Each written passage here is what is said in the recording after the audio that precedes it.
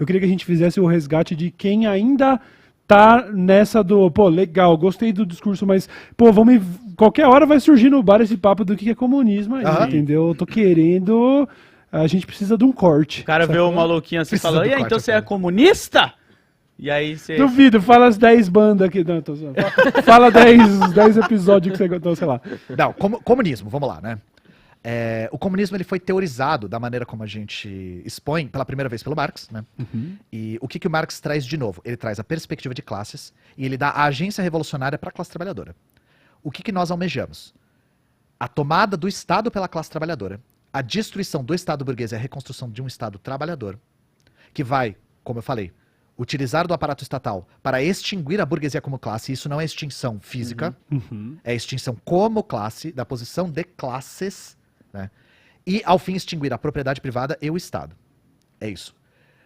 Nós acreditamos que é necessário uma etapa intermediária, na qual o Estado ainda exista e que seja um Estado gerido pela classe trabalhadora, e mesmo que a burguesia seja extinta no país no qual a revolução aconteceu, é necessário que o Estado continue existindo porque a burguesia ainda existe fora dele. Então, uma pergunta que surge muito.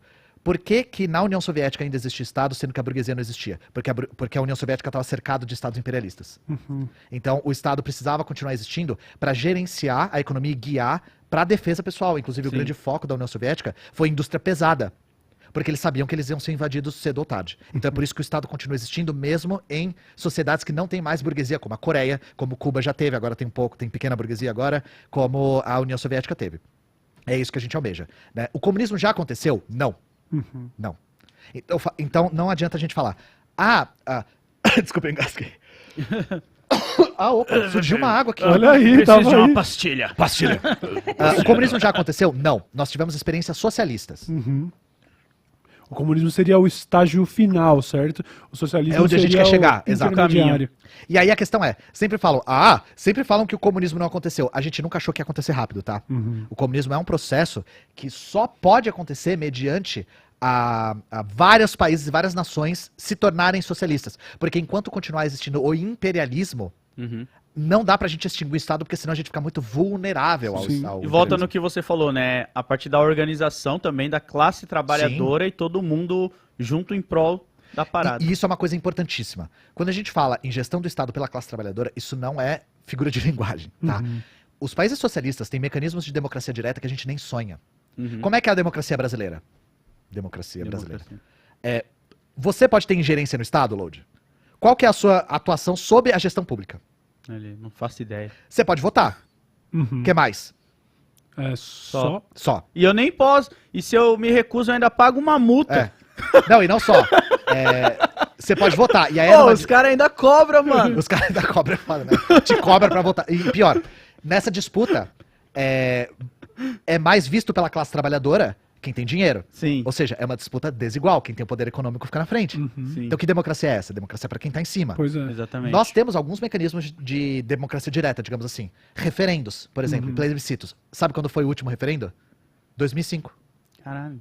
Faz quantos anos? 17 anos que não tem referendo no Brasil. Foi o referendo do desarmamento. Lembro. Gente, os países socialistas têm mecanismos de democracia direta de verdade, sabe? Então, por que a União Soviética se chamava União Soviética? Porque ela era baseada nos sovietes. Soviete significa conselho em russo. Já em 1905, bem antes da Revolução, a Revolução foi em 17, né? Em 1905, surge espontaneamente os sovietes, né? Um dos primeiros acho que foi em Moscou, mas um dos maiores é em São Petersburgo, que eram conselhos de fábrica para gerenciar os interesses da própria classe.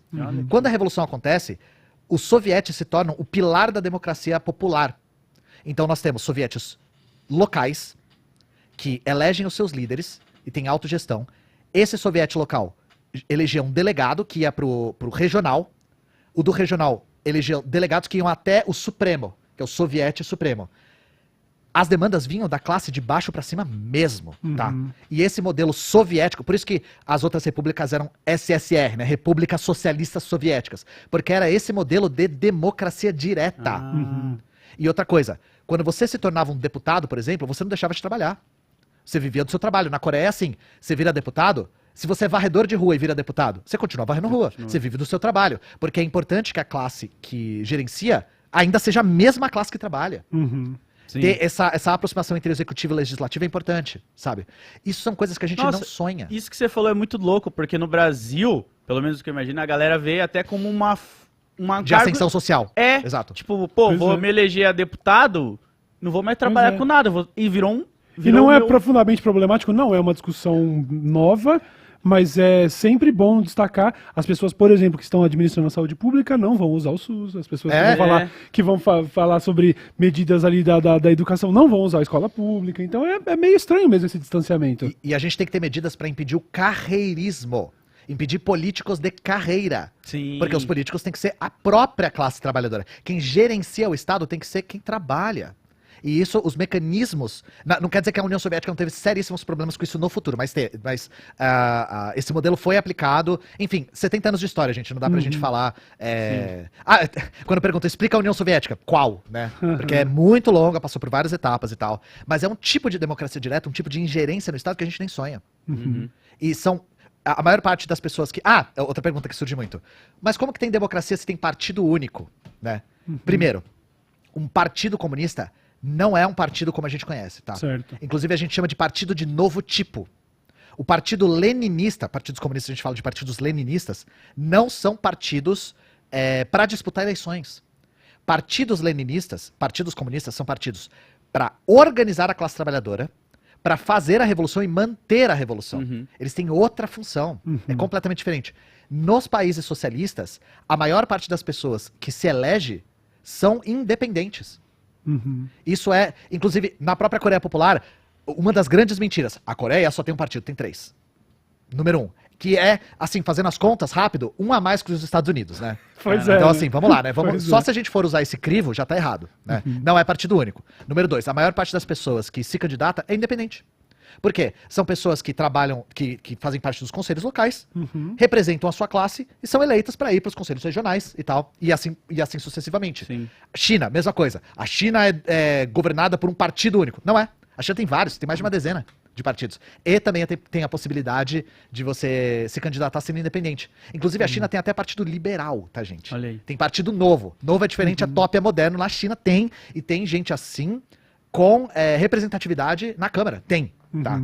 O liberal é tipo Ford Truck, né, mano? Os caras tá... É tipo iogurteria, né? É, Você vai lá, mano. Paleteria paleta mexicana, pois é. Paleteria. A China, ela tem uma organização, acho que um pouco mais, não sei se complexa, mas existe ainda na China propriedade privada, Existe. liberais, até burguesia. Existe, coisa existe.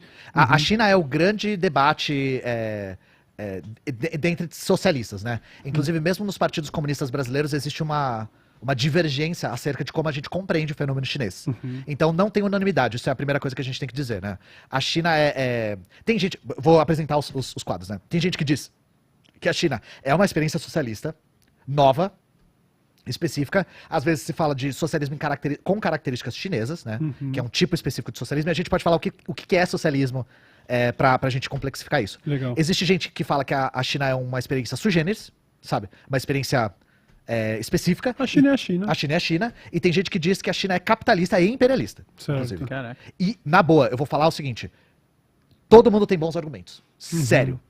Porque a China é um fenômeno extremamente complexo. Extremamente complexo. E aí a questão é, a China é socialista? A gente tem que começar do ponto de partida de o que é socialismo. Que é o socialismo. E aí a grande questão é, o Marx era um materialista.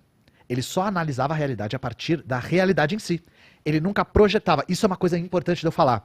Muitas pessoas se afastam do comunismo dizendo, eu acho utópico, eu acho idealista. Gente, o comunismo, o marxismo, inclusive, surge como um combate a utopismos, como um combate a idealismos. Por isso que vocês nunca vão ver uma lista de como é uma sociedade comunista, de como é uma sociedade socialista. Porque o Marx, ele não está projetando nada. Ele não está idealizando. Se a gente falar, quantas marcas de maionese vai ter no socialismo? Isso é idealismo, a gente não tem como saber. Isso depende da nossa materialidade. E aí fica muito difícil determinar, com palavras muito claras, o que é socialismo. Mas a gente pode dar alguns alicerces. Primeiro, Vida de inseto. número 1, vida de inseto. Né? Número 2, fuga das galinhas. Parece vida de inseto, é socialismo. Não, primeiro, a classe trabalhadora tem que estar no poder. Exatamente. Segundo, nós temos que ter a ditadura do proletariado. A Sim. ditadura do proletariado é exatamente utilizar o Estado para o seu aparato de violência específica de classes que eu falei. Sim. Ah, mas essa palavra ditadura não é uma coisa que é um contrassenso? Então, ditadura e democracia são duas faces da mesma moeda, tá, gente? Por quê? Se tem democracia para uns, tem ditadura para outros. Por quê? Porque o Estado é um aparato de violência. Então, se tem democracia para a burguesia, tem ditadura para quem tá embaixo. Sim. Quem mora em periferia sabe muito bem que democracia no Brasil é uma falácia. Sim, E é por isso que o papinho de liberalismo é canalha, porque você vai liberar pra quem especificamente? Se é Então, liberal, libera aí pra Isso nós. é uma coisa. É liberal? Libera o que lá vem. Eita! Não, ó, gente, uma coisa que eu vou falar que é importante a respeito dessa ideologia liberal. Quando os liberais falam em liberdade, eles estão falando de liberdade de usufruto da propriedade privada, tá? Se você não tem propriedade privada, ou seja, você que tá me vendo, você não tem, tá? Ah, mas não, você não tem. Você não sabe do que... A gente não tá falando do seu Corsa, a gente não tá falando da sua casa, tá? É que você paga aluguel. Mas não necessariamente, Não, mesmo né? se você tem a sua casa, não é disso que a gente tá falando, porque a gente tá falando de propriedade dos meios de produção. Sim, A gente tá falando de fábrica, de latifúndio. A gente tá falando de rentistas que são donos de vários imóveis e que usam isso pra rentista, pra renda mesmo, Sim. que vivem do aluguel. E essas pessoas têm a propriedade privada. Quando a pessoa fala em liberdade, quando os liberais já falavam em liberdade, lá no começo do liberalismo, eles estão falando de liberdade de usufruto da propriedade privada. Inclusive, por que os primeiros teóricos do liberalismo falavam em liberdade e eram contra a abolição da escravatura? Porque o escravo era propriedade privada. A propriedade. O que era propriedade privada na época da escravidão? O escravo. do escravo. E aí, liberdade pra eles é sinônimo de usufruto da propriedade privada. Pra eles, ser antiliberal, pra eles cercear a liberdade, era abolir a escravidão. Olha que Porque bizarro. ia tirar a liberdade deles de usufruir da propriedade. Exato. Ué, eu comprei esse escravo, ele é meu. Ele é meu. Exato. E aí vocês entendem como a lógica se encaixa? Uhum. E aí, o que eu tava falando antes disso? Sobre comunismo? Socialismo. A gente tava começando, fundamentando, tentando definir Socialismo, isso. alicerces. Eu já falei, acho que foi aqui dessa letra show uma vez, como eu aprendi um pouco do comunismo e socialismo com meu pai e minha mãe, quando tiraram uma favelinha da casa e a gente teve que dividir a nossa casa com essa galera, porque a gente tinha mais espaço, então a gente, sabe, falou, não, vem pra cá com a gente. Então a gente sempre aprendeu a compartilhar. Eu até achei legal que você começou falando isso, né? O comunismo a gente não enxerga ninguém como concorrente. A gente tá trabalhando pra chegar junto. Isso é uma parada foda. Nós enxergarmos a sociedade de maneira cooperativa, a gente tem uma capacidade de organização e produtividade muito maior. Sim. Inclusive, os dois maiores saltos de produtividade da história foram União Soviética e China. Olha só que coincidência, né? Pois a União Soviética saiu do arado de madeira e lançou o homem pro espaço em 30 anos. Olha aí. E isso por quê? Porque é uma nova sociedade que pensa a produção de outra forma. A China, que aliás, desculpa te interromper, Imagina. anteontem, comemorou porque superou a expectativa de vida dos Estados Unidos. O país mais populoso do planeta. E se você olha o gráfico, cara, a expectativa de vida americana nas últimas décadas, sabe, é quase que uma constante, e a expectativa de vida chinesa, ó, e acaba de ultrapassar nessa última Eu dou um dado pra vocês. Em 1945, quando rolou a Revolução, a expectativa de vida média do chinês era 35 anos. Quando Mao Zedong morre, é 70.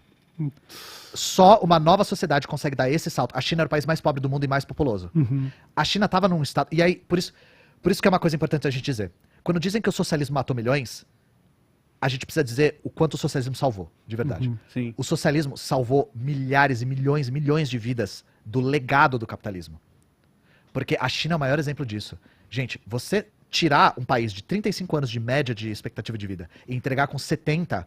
Porra. Quantas vidas não foram salvas? Pois é. Exatamente. Porque essa mortandade era porque a China era uma colônia. O período anterior da Revolução eles chamam de 100 anos de vergonha. O século da vergonha, né? O século da humilhação, desculpa. Eles chamam de século da humilhação. Porque a partir da Guerra do Ópio, a China vira uma colônia, inclusive da Rússia. Da própria Rússia Imperial.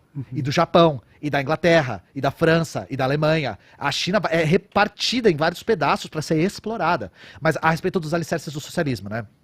Então, a classe trabalhadora tem que estar no poder. Nós temos que ter a ditadura do proletariado, ou seja, tem que ter a violência específica de classes em direção à classe burguesa. E nós temos que estar caminhando em direção à extinção da burguesia como classe. Sim. Né? A China se adequa a esse tipo de definição?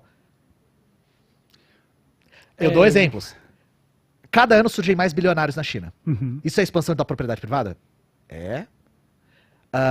Toda grande empresa chinesa tem que ter uma célula do partido dentro. Isso é usufruto de propriedade privada? Não. A China recentemente baniu lucro na educação. Vi isso. Isso é você extinguir parcela da burguesia? Ou seja, Caralho, cara. Você Isso entende como foi- a China é complexa? Isso foi, tipo, demanda popular, né? É? Os trabalhadores estavam falando, viu, tá complicado esse negócio de ensino privado, porque aí a gente tá criando Sim. uma desigualdade e tal. E a China foi lá, verdade, acabou. Não tem Não mais pode escola mais particular. lucro com a educação, é proibido. Caralho, isso é muito foda, porque você tá dando acesso à informação pra classe igualitariamente, né? Porque Sim. vai ver quanto que é cursar, sabe, medicina. Não é qualquer um que vai conseguir cursar. E aí vem o governo Bolsonaro, eu não lembro qual ministro que falou, a educação tem que ser pra poucos mesmo. Não sei se foi o Paulo Guedes, parece coisa do É Paulo o Guedes. mesmo que disse que tava uma festa danada, Festa da danada, empregada é. indo pra Disney. Nossa. Isso é uma pessoa que tem uma perspectiva de que na sociedade vai ter gente que vai estar em cima e vai ter gente que vai estar embaixo. Sim. E o grande problema do topo é que o topo não cabe todo mundo, né? É. Pois é. Então, mesmo se você almeja o topo, é falta de altruísmo também. E eu não digo que eu não tô fazendo juízo de valor, porque todo e qualquer marxista sempre é muito resistente em fazer juízo, né? De fazer juízo moral mesmo. É engraçado quando os liberais vão falar do marxismo, falam, Marx não gostava do capitalismo, porque Marx nunca disse que ele gostava ou deixava de gostar de nada, tá? Porque o juízo não cabe, a gente analisa a realidade. Sim. Sim. Então, eu não tô falando do tipo de falta de altruísmo, é porque a gente é inserido nessa sociedade desde a mais tenra infância a achar que a gente tem que lutar por nós, sabe? E um dos sentimentos do realismo capitalista, inclusive do livro do Mark Fisher lá, que a gente recomenda o tempo todo, é ele falar que uma das perspectivas do realismo capitalista é, cara, se não dá pra gente vencer o sistema, então eu tenho que estar em cima dele, sabe? Se não dá pra gente ter uma sociedade cooperativa, então eu tenho que ser o que oprime, sabe? Sim. E aí a gente é forçado nessa posição por circunstância, né? E não por desejo, sabe? Por isso que o desejo do burguês pouco importa. Isso é uma coisa importantíssima da gente falar também.